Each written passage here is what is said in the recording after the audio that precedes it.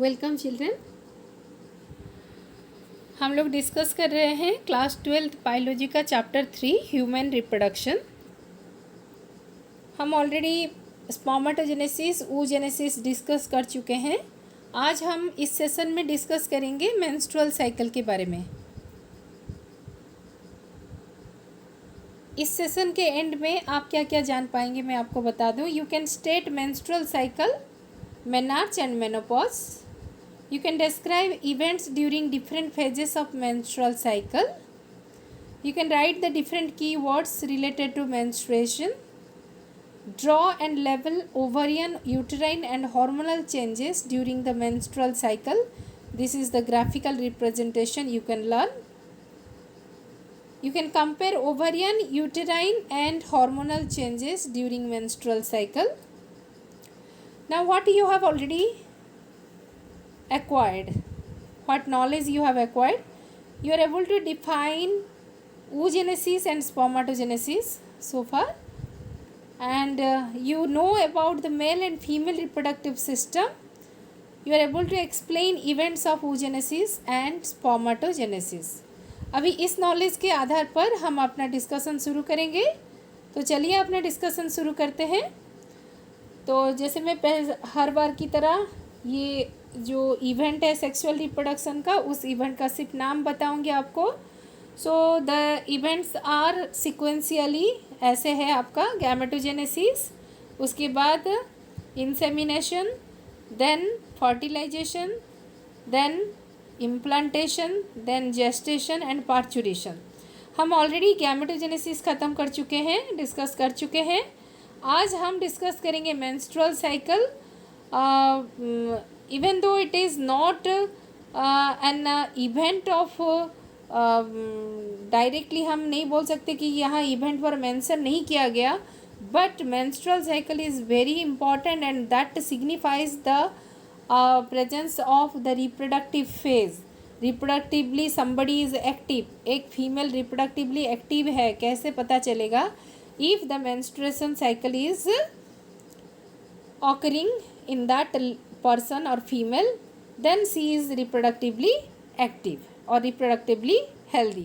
तो इसीलिए हमारा जो menstrual cycle है उसको पढ़ना बहुत ही ज़रूरी है। तो चलिए बच्चों हम अपना डिस्कशन शुरू करते हैं। सबसे पहले जानेंगे कि menstrual cycle होता क्या है। The reproductive cycle in the female primates, for example monkey, apes and human beings, is called menstrual cycle. बच्चों अब फर्स्ट चैप्टर में रिप्रोडक्शन इन ऑर्गेनिज्म चैप्टर में आप रिप्रोडक्टिव साइकिल के बारे में पढ़े थे। वहाँ पर आप दो तरह का साइकिल पढ़े थे, मामल्स में होता है। एक है ओएस्ट्रस साइकिल और दूसरा है मेंस्ट्रुअल साइकिल। ओएस्ट्रस साइकिल होता है नॉन प्राइमेट्स यानी जो कि काउ, डॉग, हॉर्स ये सब में होता है। And menstrual cycle takes place in monkey, apes, human beings जिनको हम प्राइमेट्स बोलते हैं उसमें होता है। ठीक है। And the first menstruation begins at the puberty and is called menarche. Okay, menarche क्या है? प्यूबर्टी में जब फर्स्ट मेंस्ट्रुएशन होता है उसको कहा जाता है menarche. Okay. And in human female the menstruation is repeated at an average interval of about 28 to 29 days. 28 to 29 days में ये साइकिल रिपीट होता है। and the cycle of event starting from one menstruation till the next one is called the menstrual cycle. मान लो एक menstrual cycle शुरू हुआ 1 तारीख को, तो वो 28 डेज तक कंटिन्यू होगा। ठीक है। फिर से देन मेंस्ट्रुएशन हो जाएगा, अगेन द साइकिल विल, मान लो मेंस्ट्रुएशन हो गया 28th डे में यानी 28th को हो गया, तो 29 से फिर से शुरू हो गया एक नया cycle. So that is called menstrual cycle. यानी जो इवेंट होता है एक मेंस्ट्रुएशन से नेक्स्ट मेंस्ट्रुएशन का शुरू तक, एक मेंस्ट्रुएशन के शुरू से दूसरे मेंस्ट्रुएशन शुरू तक जो इवेंट होता है उसको कहा जाता है मेंस्ट्रुअल साइकिल।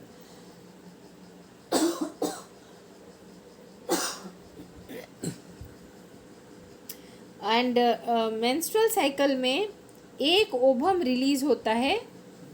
आप जानते हो ओवम का रिलीज को क्या कहा जाता है? ओवुलेशन होता है। सो ये जो ओवुलेशन होता है या रिलीज ऑफ ओवम होता है फ्रॉम द ओवरी, ये exactly at the middle of the menstrual cycle होना चाहिए, लेकिन it may vary from person to person. Person to person ये वेरी करता है। एग्जैक्टली हम जैसे आगे जाएंगे तो पढ़ेंगे कि 14th day of menstrual cycle the ovulation takes place, लेकिन ये ज़रूरी नहीं है कि 14th डे में ही रिलीज़ होगा।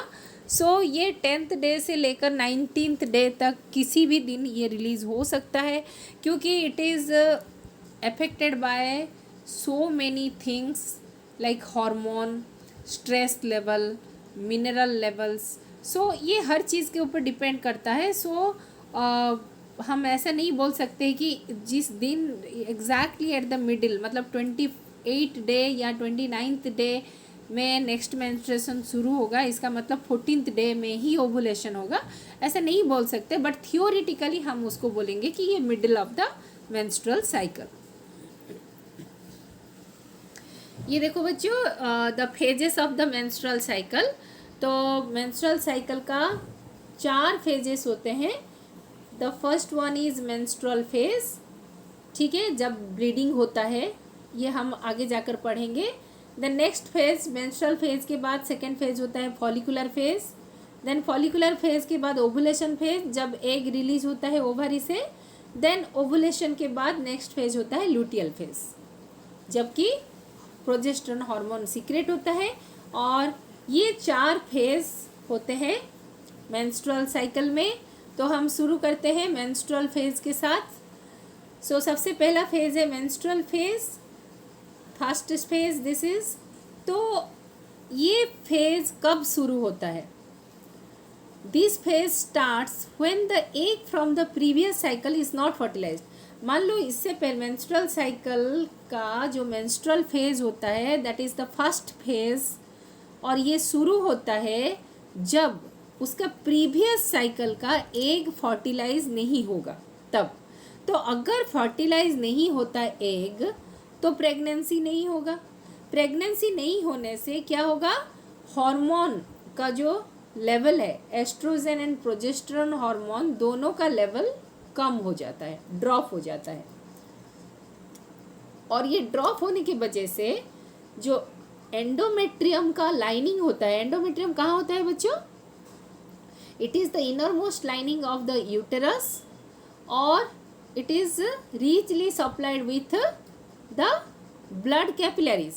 तो जब फर्टिलाइज नहीं हुआ एग, तो ये जो thick lining of the uterus that is endometrium कोई काम का नहीं होता। अगर फर्टिलाइज होता तो इम्प्लांटेशन के लिए, एग को बरी करने के लिए, एग को फर्टिलाइज्ड एग को कैरी करने के लिए हेल्पफुल होता है, फीटस को कैरी करने के लिए। लेकिन अभी जब फर्टिलाइज नहीं हुआ, एग डिसइंटीग्रेट हो गया, तो ये थिक एंडोमेट्रियम का कोई काम नहीं है। तब क्या होता है? उसका जो ब्लड वेसल से टिश्यू है वो रप्चर हो जाता है, ठीक है। तो जब ये रप्चर हो जाता है तब क्या होता है?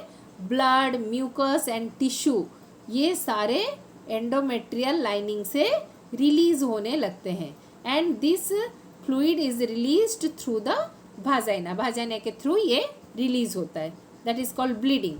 सो this phase is called menstrual phase. समझ में आया बच्चों? जब प्रीवियस फेज में जो एग रिलीज हुआ है, अगर वो फर्टिलाइज नहीं होता तो एंडोमेट्रियम का थिक लाइनिंग का कोई काम नहीं होता। इसीलिए थिक लाइनिंग को शेड ऑफ हो जाना चाहिए। इसीलिए उसमें जो टिश्यू, ब्लड वेसल्स होते हैं वो रप्चर हो जाते हैं और वाजाइना के थ्रू रिलीज हो जाते हैं, और this is called bleeding and this is called menstruation. That is bleeding takes place and it lasts for first 3 to 5 days। मतलब पहले दिन से शुरू करके 3 दिन तक या 5 दिन तक ये एक्सटेंड करता है, ठीक है। सो लैक ऑफ मेंस्ट्रुएशन में बी इंडिकेटिव ऑफ प्रेगनेंसी। अगर मेंस्ट्रुअल साइकिल नहीं हुआ, मान लो 28 डेज के बाद नहीं हुआ, तो हम मान सकते हैं कि a pregnancy is there, the egg has been fertilized. लेकिन ये हमेशा सही नहीं होता, क्योंकि स्ट्रेस अगर है तो मेंस्ट्रुएशन लेट हो सकता है, अगर पूर हेल्थ है, बहुत वीक है कोई, तो उसमें भी मेंस्ट्रुएशन लेट हो सकता है। तो इसीलिए हमेशा ये मानना सही नहीं है कि मेंस्ट्रुएशन अगर लेट हो गया तो प्रेगनेंसी है, एग इज़ फर्टिलाइज, ऐसा नहीं मान लेना चाहिए। ठीक है। अच्छा, अभी menstrual phase is the first phase. Menstrual phase के बाद what is the next phase? The next phase is the follicular phase. अभी बच्चों ये डायग्राम में आपको एक एक फेज समझाती जाऊंगी। देखो यहाँ आप नीचे आप देख सकते हो, यहाँ पर आपको फर्स्ट फेज दिया गया मेंस्ट्रुअल फेज, दैट इज जबकि मेंसेस होता है, यानी थिक लाइनिंग आप यहाँ देख सकते हैं ये पिक्चर में, यहाँ से यहाँ तक थिक लाइनिंग जो था एंडोमेट्रियम का वो धीरे धीरे थीन हो रहा है। क्यों थीन हो रहा है? क्योंकि यहाँ से जो ब्लड वेसल था, आप देख रहे होंगे ये रेड कलर का सब ऐसे कैपिलरीज दिखा रहा है, ये कैपिलरीज टिश्यू सारे रप्चर हो जाते हैं और वहाँ से ब्लीडिंग होना शुरू होता है और ये 3 to 5 डेज तक एक्सटेंड करता है, कंटिन्यू होता है। So that is the menstrual cycle. ऐसा क्यों होता है? क्योंकि इस फेज में प्रोजेस्टेरॉन एंड एस्ट्रोजन हार्मोन, आप देखो बच्चों ये है oestrogen hormone and this is progesterone hormone. यहाँ पर आप देख सकते हैं ओवारियन हार्मोन का लेवल, और ओवारी से एस्ट्रोजन एंड प्रोजेस्टेरॉन जो रिलीज होता है उसका जो लेवल है सबसे कम है। ठीक है। सो आप यहाँ देख सकते हैं यहाँ पर कितना कम है प्रोजेस्टेरॉन एंड एस्ट्रोजन का लेवल, इसीलिए ये shedding of the endometrial lining takes place. अभी इसके बाद क्या होता है?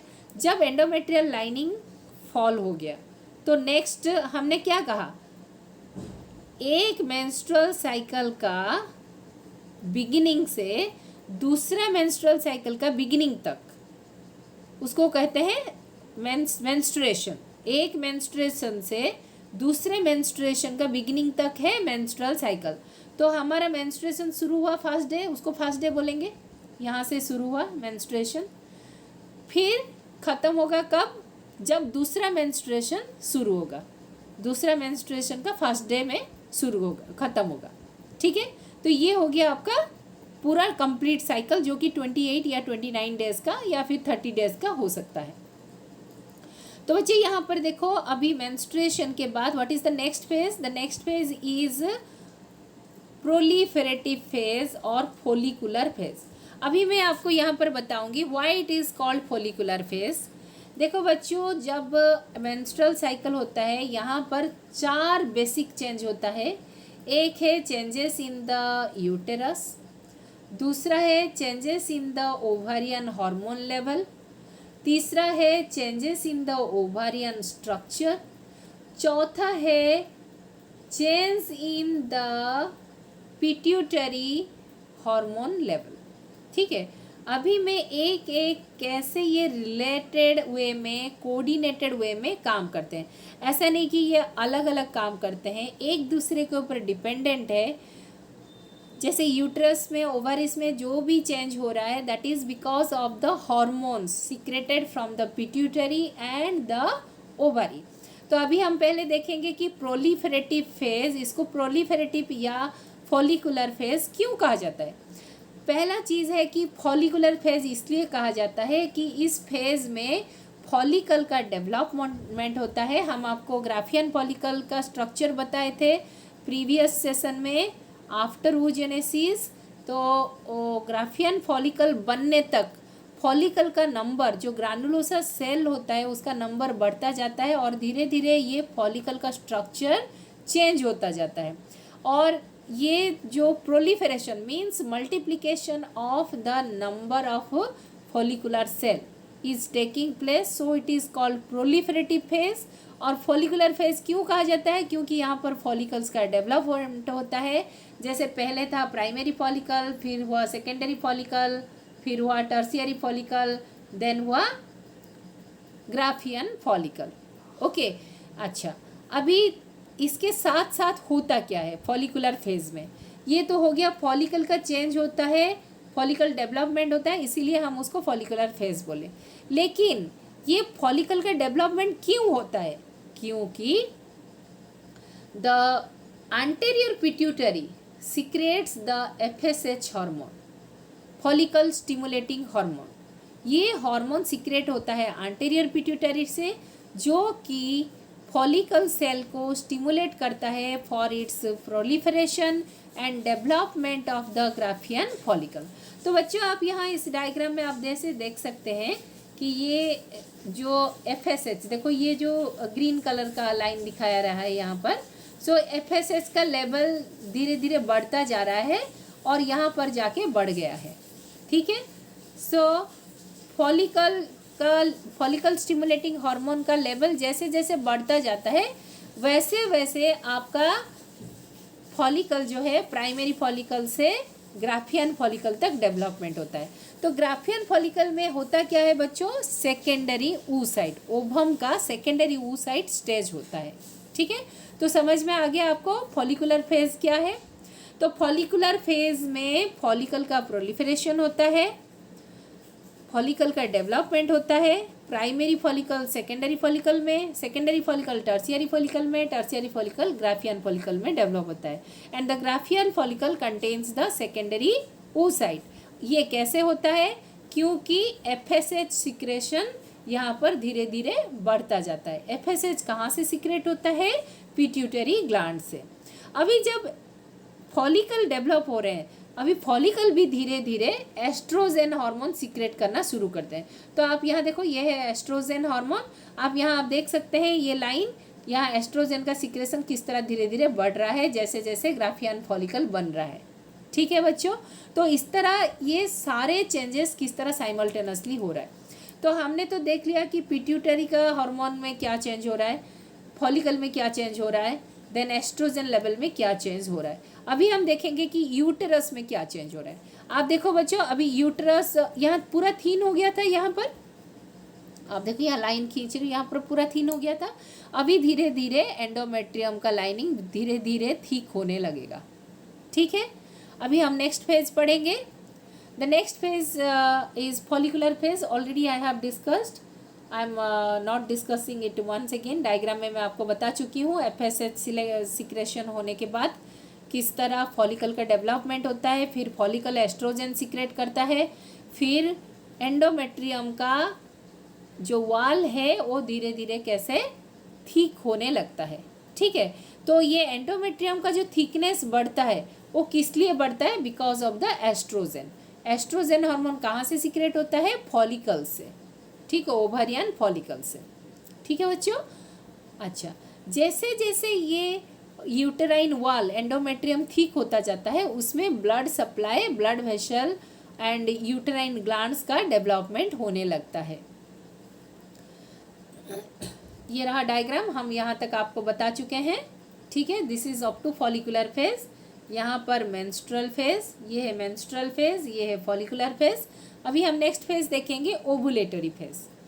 ओवुलेटरी फेज में बच्चों LH and FSH luteinising hormone and follicle stimulating hormone जो कि एंटीरियर पिट्यूटरी से सीक्रेट होते हैं, ये अपना पीक में पहुंच जाते हैं। मैं आपको डायग्राम दिखा रही हूँ, आप देखो ये यहाँ पर दिस इज द, ये जो बीच में पूरा लाइन है, हमने आपको बताया था कि ओवुलेशन कब होता है, middle of the menstrual cycle. तो this is the 14th day. ठीक है, देखो मेंस्ट्रुअल फेज का कब तक आ गया, 5th डे तक। अभी 6th डे से 13th डे तक proliferative phase and 14th day is ovulatory phase. Ovulatory phase में आप देख सकते हो FSH का लेवल हाईएस्ट है एंड LH का सिक्रेशन भी हाईएस्ट है। ठीक है, तो यहाँ देखो आप, ये है LH का secretion and this is FSH secretion. तो LH जब पीक में पहुंच जाता है तो उसको कहा जाता है LH surge. Remember children, this is very important. So ये जब LH सर्ज हो जाता है, यानी LH जब सबसे ज़्यादा सिक्रेशन में पहुंच जाता है, सबसे मैक्सिमम सिक्रेशन हो जाता है, तब क्या होता है, the rupturing of Graafian follicle takes place. Graafian follicle जो था अभी डेवलप हो चुका था, ग्राफियन फॉलिकल, उसके अंदर क्या था, सेकेंडरी oocyte। अभी जो लार्ज अमाउंट में LH सीक्रेट हुआ, LH सिक्रेशन कॉजेस ओवुलेशन। आप यहाँ देखो ओवम रिलीज हो गया है। ओवम यानी सेकेंडरी oocyte। ये क्यों हुआ? क्योंकि LH सर्ज हुआ। और यहाँ पर आप देख सकते हैं कि एस्ट्रोजेन का सिक्रेशन किस तरह बढ़ गया था, पूरा इसका हाईएस्ट में पहुँच गया था, क्योंकि ये ग्राफियन फॉलिकल में डेवलप हो गया था। लेकिन अभी once the egg is release, जब एग रिलीज हो जाता है तब धीरे धीरे एस्ट्रोजेन का लेवल कम होने लगता है, ठीक है।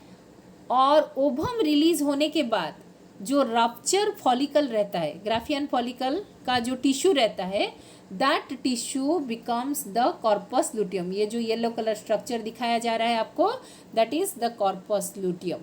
And this corpus luteum is glandular, and this corpus luteum अभी सीक्रेट करता है प्रोजेस्टेरॉन। देखो ये प्रोजेस्टेरॉन मैं रेड लाइन से कर रही हूँ, and little amount of oestrogen. ये क्या सीक्रेट करना शुरू करता है? देखो बच्चों, मैं रिपीट कर रही हूँ, जब ओवुलेशन हो जाता है 14th डे में, ओवुलेशन यहाँ हो गया, होने के बाद दिस इज द एग और ओवम रिलीज हो गया। रिलीज हो जाने के बाद जो टिश्यू बच गया, ये टिश्यू अभी बन जाएगा कॉर्पस ल्यूटियम में, and corpus luteum becomes glandular and it starts secreting, it becomes endocrine gland and it secretes progesterone। आप देखो ये प्रोजेस्टेरॉन लिखा हुआ है ना, तो प्रोजेस्टेरॉन का सिक्रेशन किस तरह बढ़ रहा है, ठीक है। And it also secretes little amount of oestrogen, ये कुछ अमाउंट का एस्ट्रोजन भी सिक्रेट करता है, ये रेड कलर लाइन। अगर ये जो एग रिलीज हुआ था यहाँ से, ठीक है, यहाँ से जो सेकेंडरी oocyte रिलीज हुआ था, अगर ये फर्टिलाइज हो गया, अगर ये फर्टिलाइज हुआ, तब क्या होगा? The LH will persist, LH रहेगा, द कॉर्पस ल्यूटियम रहेगा, एंड ये प्रोजेस्टेरॉन सिक्रेशन कंटिन्यू करेगा, क्योंकि प्रोजेस्टेरॉन एंड एस्ट्रोजन का काम है to maintain the endometrial lining, endometrium का लाइनिंग। तो अब देखो, जब आपका कॉर्पस ल्यूटियम से प्रोजेस्टेरॉन सिक्रेशन जैसे जैसे बढ़ रहा है, तो यूटेरस का लाइनिंग भी ठीक होता जा रहा है, ठीक है। अगर फर्टिलाइजेशन नहीं हुआ, फर्टिलाइजेशन अगर नहीं हुआ तो क्या होगा? धीरे धीरे ये जो कॉर्पस ल्यूटियम था, देखो अब धीरे धीरे साइज छोटा होता जा रहा है, and ultimately it will disintegrate. तो जैसे जैसे कॉर्पस ल्यूटियम का साइज छोटा होता जाएगा, तो प्रोजेस्टेरॉन का सिक्रेशन भी कम होता जाएगा, एस्ट्रोजन का सिक्रेशन भी कम होता जाएगा, जिसके वजह से क्या होगा? जब प्रोजेस्टेरॉन एंड एस्ट्रोजन का लेवल पूरा ड्रॉप हो जाएगा, तब ये जो थिक लाइनिंग था फिर से मेंस्ट्रुएशन शुरू हो जाएगा, यानी सेकेंड साइकिल शुरू हो जाएगा, ठीक है। तो ये जो फेज हमने बताया ओवुलेशन के बाद, यहाँ से till the beginning of another menstruation is called secretory phase और लूटियल फेज।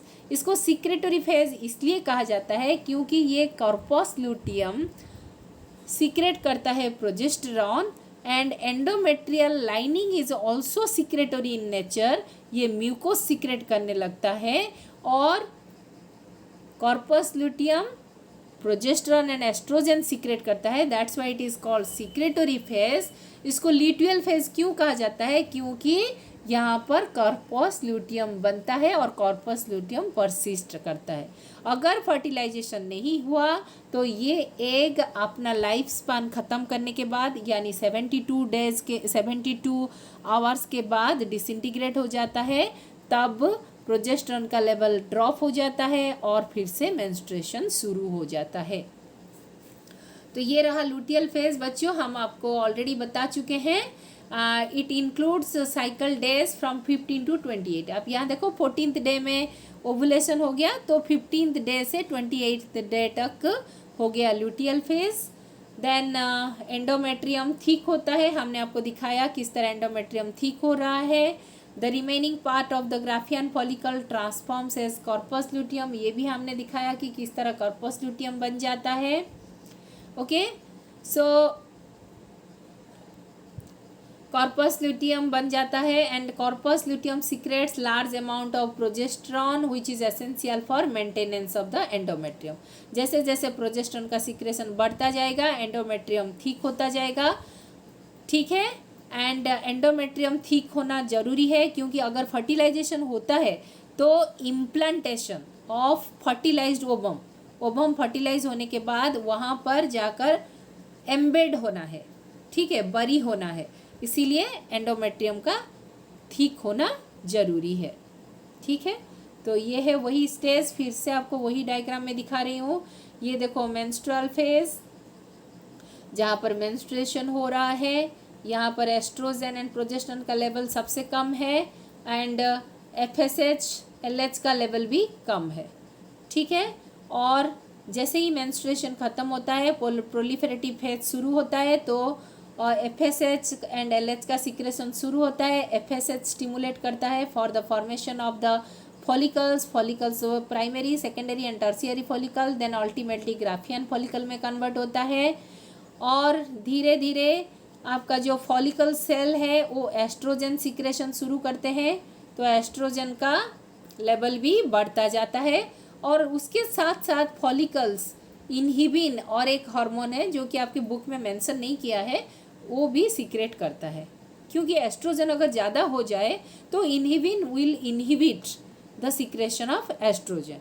सो उसके बाद मेंस्ट्रुअल फेज के बाद नेक्स्ट फेज है प्रोलिफेरेटिव फेज। प्रोलिफेरेटिव फेज के बाद 14th डे में आता है ओवुलेटरी फेज, जबकि ओवुलेशन होता है। ओवुलेशन के बाद जो टिश्यू का मास रह जाता है ग्राफियन फॉलिकल का, दैट बिकम्स कॉर्पस ल्यूटियम, जो कि ग्लैंडुलर होता है, वो सीक्रेट करता है progesterone and little amount of oestrogen and inhibin also. 3 hormone secrete करता है। अगर एग फर्टिलाइज होता है तो द प्रोजेस्टेरॉन सिक्रेशन कंटिन्यू होता है, एंडोमेट्रियल लाइनिंग ठीक होता जाता है। अगर फर्टिलाइज नहीं होता तो धीरे धीरे प्रोजेस्टेरॉन का सिक्रेशन कम हो जाता है एंड अल्टीमेटली ड्रॉप हो जाता है। जब प्रोजेस्टेरॉन का सिक्रेशन ड्रॉप हो जाता है तब एंडोमेट्रियल लाइनिंग फिर से शेड ऑफ हो जाता है। So this is how the menstrual cycle takes place and these are the phases of menstrual cycle। यहाँ एक चीज़ हमको याद रखना है बच्चों, during pregnancy all events of the menstrual cycle stops, क्योंकि प्रेगनेंसी हुआ मतलब एंडोमेट्रियम ठीक हो गया, वहाँ पर एग जाकर इम्प्लांट हो गया। तो एक बार अगर एक एग इम्प्लांट हो गया तो ओवारी अभी और दूसरा एग रिलीज़ नहीं करेगा। सो मेंस्ट्रुअल साइकिल का जितने सारे फेजेस हैं सारे बंद हो जाएंगे। लेकिन अगर फर्टिलाइजेशन नहीं हुआ तो कॉर्पस ल्यूटियम डिजेनरेट हो जाएगा, आपका जो एंडोमेट्रियम डिसइंटीग्रेट हो जाएगा। और आप सभी को पता है बच्चों menstrual cycle ceases around 50 years of age, 50 to 55 age में मेंस्ट्रुअल साइकिल धीरे धीरे सीज हो जाता है and that is called menopause, उसको कहा जाता है menopause, okay. And cyclic menstruation is an indicator of normal reproductive phase. मैं आपको पहले से बता चुकी हूँ मेंस्ट्रुअल साइकिल अगर नॉर्मल चल रहा है, रेगुलर चल रहा है, देन रिप्रोडक्टिवली एक्टिव है कोई पर्सन, उसको कहा जाएगा एंड नॉर्मल रिप्रोडक्टिव फेज उसका चल रहा है, ठीक है। And it is the normal reproductive phase between menarche, menarche means the first menstruation, menopause means end of the menstruation, okay. अभी हम देखेंगे बच्चों फीमेल रिप्रोडक्टिव हार्मोन किस तरह कंट्रोल करता है पूरे इवेंट को। यहाँ पर मैं आपको दिखाऊंगी। जैसे देखो हमने अभी बहुत सारे हार्मोन के बारे में पढ़ा, लेकिन ये हार्मोन कहाँ से रेगुलेट होते हैं। सो देखो सबका मास्टर बैठा है यहाँ हाइपोथैलेमस में। Hypothalamus releases GnRH gonadotropic releasing hormone, जो कि एंटीरियर पिट्यूटरी को स्टिमुलेट करता है and anterior pituitary releases FSH and LH। अभी FSH का काम है to stimulate the follicle, follicle क्या रिलीज़ करेगा, एस्ट्रोजन रिलीज़ करेगा, ठीक है। At the same time the pituitary releases LH, LH का काम है to stimulate the follicle so that the ovulation will take place. जब LH सर्ज होता है तो ओवुलेशन होता है ओवुलेशन के बाद कॉर्पस लुटियम बनने में भी हेल्प करता है एलएच, ठीक है। अभी कॉर्पस लुटियम से सीक्रेट होता है प्रोजेस्टेरॉन एंड एस्ट्रोजन। सो ये जो साइकिल, जो स्कीमेटिक रिप्रेजेंटेशन हमने दिया बच्चों, this is very very important. This is how the hormonal control of the reproductive menstrual phase or the all the ovarian hormones, ovarian events, uterine events takes place in the female reproductive system, ठीक है। तो अभी हम देखेंगे, देखो mail and female में किस तरह हम कंपेयर करेंगे रिप्रोडक्टिव हार्मोन का कंट्रोल। देखो दोनों में सेम है हाइपोथैलेमस, ओके। हाइपोथैलेमस क्या रिलीज़ कर रहा है, जीएनआरएच, यहाँ पर भी जीएनआरएच। दिस इज़ मेल, यहाँ देखो ये मेल का है और ये फीमेल का है, ठीक है बच्चों, दिस इज़ फीमेल। तो दोनों ही जीएनआरएच किसको स्टिमुलेट कर रहे हैं, एंटीरियर पिट्यूटरी। एंटीरियर पिट्यूटरी क्या रिलीज़ कर रहा है, एफएसएच एंड एलएच, दोनों केस में एफएसएच एंड एलएच। लेकिन एफएसएच यहाँ स्टिमुलेट कर रहा है सर्टोली सेल को, लेकिन यहाँ एफएसएच स्टिमुलेट कर रहा है फॉलिकल को, ठीक है। एलएच यहाँ स्टिमुलेट कर रहा है लेडिक सेल को, यहाँ एलएच स्टिमुलेट कर रहा है कॉर्पस लुटियम फॉर्मेशन को। अभी लेडिक सेल क्या काम कर रहा है, टेस्टोस्टेरॉन सिक्रेशन कर रहा है, यहाँ कॉर्पस ल्यूटियम सिक्रेट कर रहा है progesterone and oestrogen. Sertoli cell यहाँ क्या कर रहा है, सिक्रेट कर रहा है इनहिबिन एंड स्पर्मेटोजेनेसिस को रेगुलेट कर रहा है। और यहाँ फॉलिकल क्या कर रहा है, ये सिक्रेट कर रहा है oestrogen, okay, and little amount of inhibin. So in this way you can compare the role of FSH and LH in male and female, okay. So this is all about the menstrual cycle. So this is very important. This may come as your 5-mark question, or a portion of it, or a single phase can be given as 2 or 3 marks question, and the graphical representation may also be asked, or the graphical representation will be given, and on the basis of that diagram some question may be asked.